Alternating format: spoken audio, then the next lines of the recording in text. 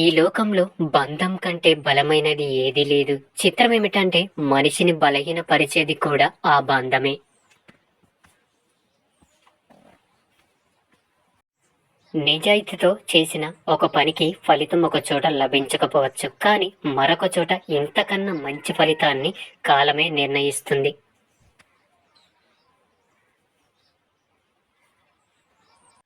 ఆలస్యం చేస్తే సులభమైన పని కష్టమవుతుంది. అలాగే కష్టమైన పని అసాధ్యంగా మారుతుంది.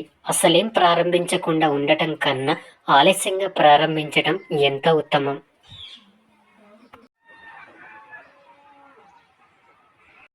గొప్ప ఆలోచనలు ఎప్పుడు కష్టాల నుండి మాత్రమే పుడతాయి. అందుకే కొన్ని కష్టాలు ఒక్కోసారి మనిషి తలరాతనే మార్చేస్తాయి.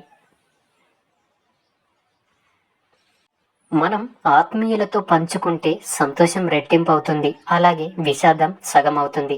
ఒంటరితనం అంటే ఎవరు లేని తనం కాదు, అందరూ ఉన్నా కానీ మనల్ని అర్థం చేసుకునేవారు లేకపోవడం.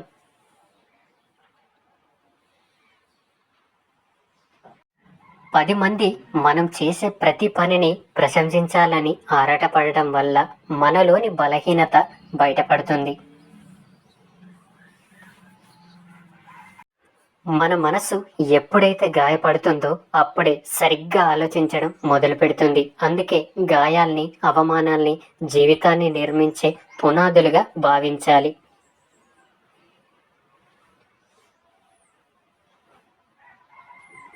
దాచిన రూపాయి నిన్ను ధనవంతుని చేస్తుంది. దానం చేసిన రూపాయి నిన్ను ధర్మాత్ముడిగా మారుస్తుంది.